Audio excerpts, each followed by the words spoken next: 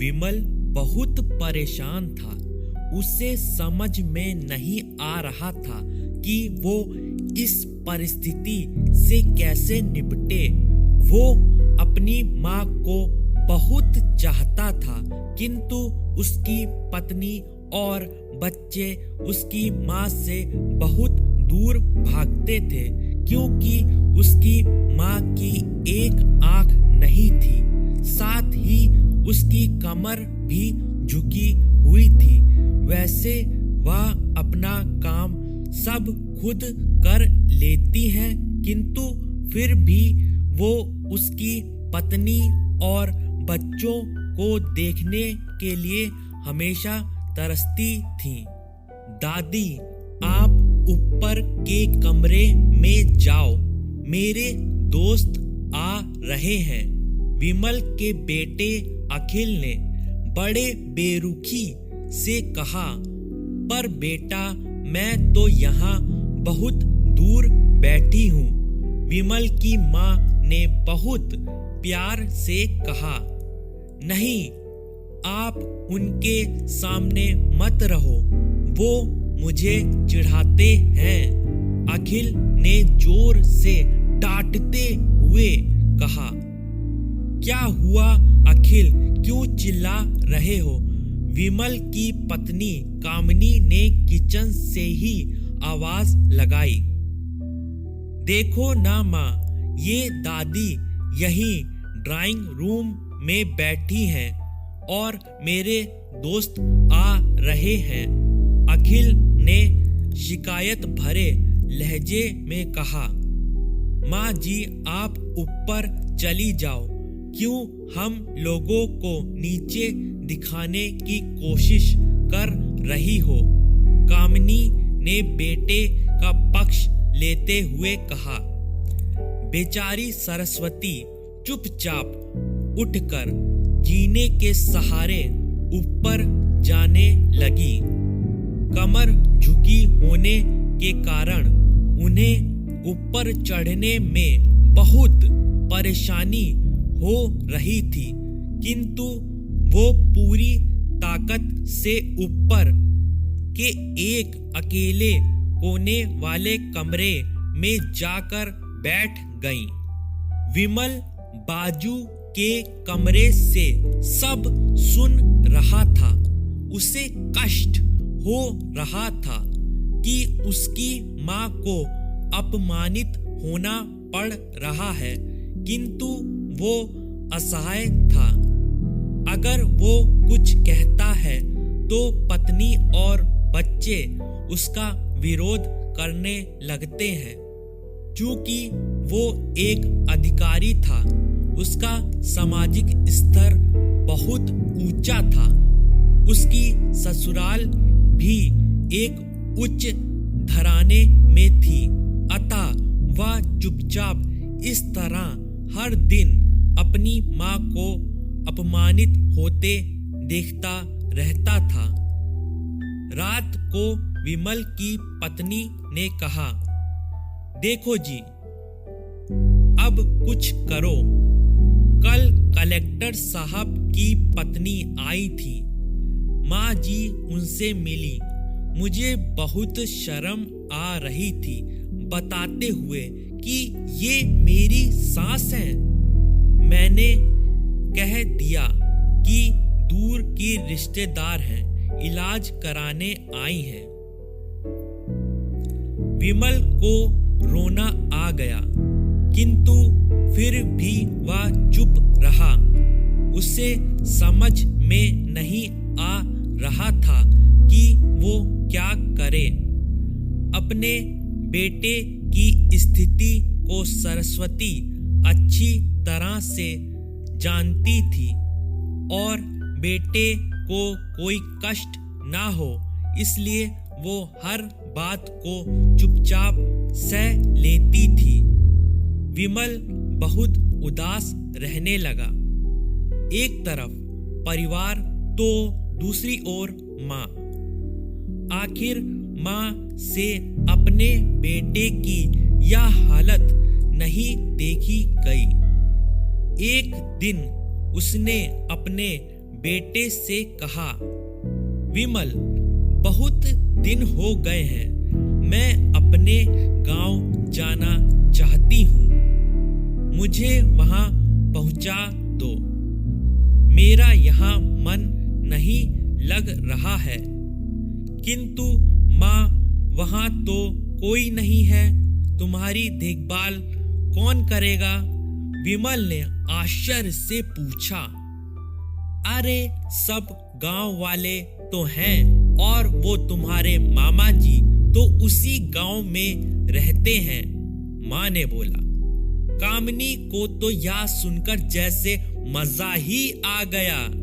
विमल जानता था कि गांव में माँ की देखभाल करने वाला कोई नहीं है, लेकिन अपनी पत्नी की जिद के कारण वह अपनी माँ को गांव छोड़ने पर विवश हो गया।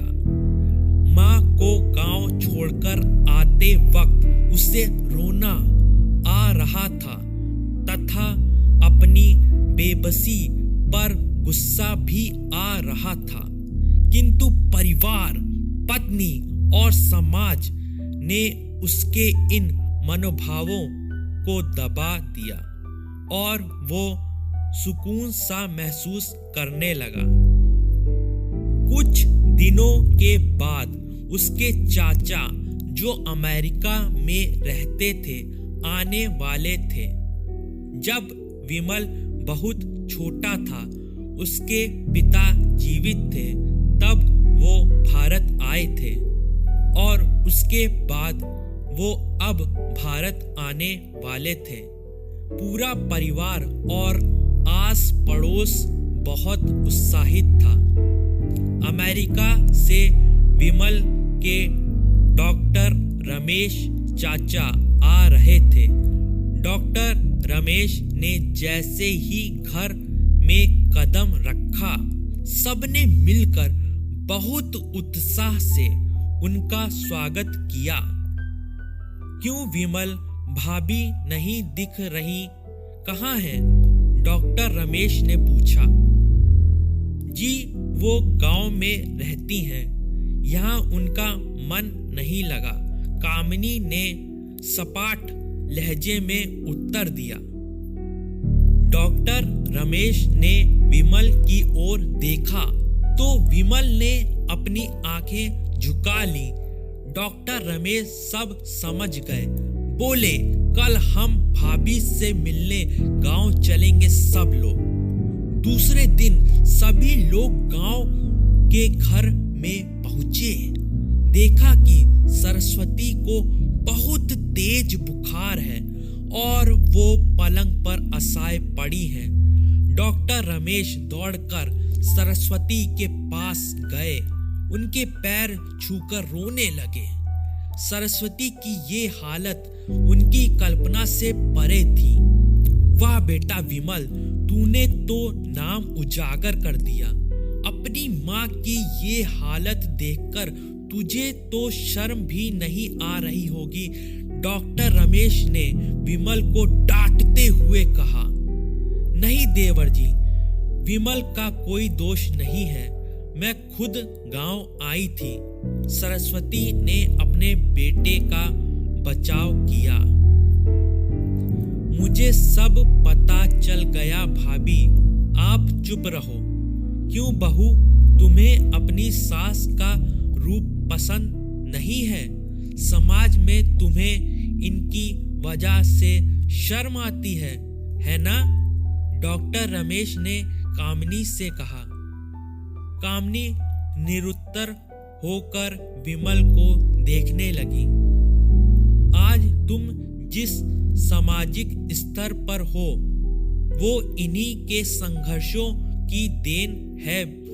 और बेटा विमल, तुम्हें शायद मालूम ना हो कि बचपन में जब तुम 1 साल के थे तब छत से नीचे गिरने के कारण तुम्हारी एक आंख फूट गई थी और तुम्हारी रीढ़ की हड्डी में भी समस्या थी। तब तुम्हारी इस कुरूप माँ ने अपनी एक आंख और अपना हड्डी देकर इतना सुंदर स्वरूप दिया था। कामिनी बेटा, इतने सालों तक संघर्ष करके बेटे को अधिकारी बनाने वाली इस संघर्षशील औरत की तुम लोगों ने यह दशा कर दी, तुम्हें ईश्वर कभी माफ नहीं करेगा। डॉक्टर रमेश की आंखों से आंसुओं की जलधारा बह रही थी। अब भाभी, आप मेरे साथ अमेरिका जाएंगी, यहाँ इन स्वार्थी लोगों के बीच नहीं रहेंगी, डॉक्टर रमेश ने सरस्वती से कहा। डॉक्टर रमेश जो उसके चाचा थे, उन्होंने जो राज बताया, उसके बाद तो विमल को यही लग रहा था कि उससे ज्यादा पापी इंसान इस दुनिया में कोई और है ही नहीं। वह दौड़ता गया और माँ सरस्वती के कदमों से लिपट गया। माँ, मैंने अपराध किया है, मैं जानबूझकर चुप्पी साधे रहा, आपका अपमान करवाता रहा। अब सिर्फ आप ही उस घर में मेरे साथ रहेंगी और कोई नहीं। विमल ने क्रोध दृष्टि से अपनी पत्नी और बच्चों को देखा। कामिनी को भी बहुत पश्चाताप हो रहा था, किंतु उसकी हिम्मत नहीं हो रही थी कि वो सरस्वती से आंख मिलाए। सरस्वती ने कामिनी की स्थिति को समझकर उसको पुचकारते हुए अपने पास बुलाया और विमल को डांटते हुए कहा, खबरदार, जो मेरी बहू को मुझसे अलग करने की कोशिश की तो तुझे ही घर से बाहर निकाल दूंगी। कामिनी और बच्चों ने सरस्वती के पैर पड़ते हुए अपने व्यवहार पर माफी मांगी और माँ के हृदय ने सबको माफ कर दिया। आपके सामने हाथ जोड़ता हूँ, कृपया चैनल सब्सक्राइब, वीडियो लाइक और शेयर कर दीजिए। बहुत मेहनत करता हूँ, नई कहानी रोज शाम 6 बजे लेकर आता हूँ।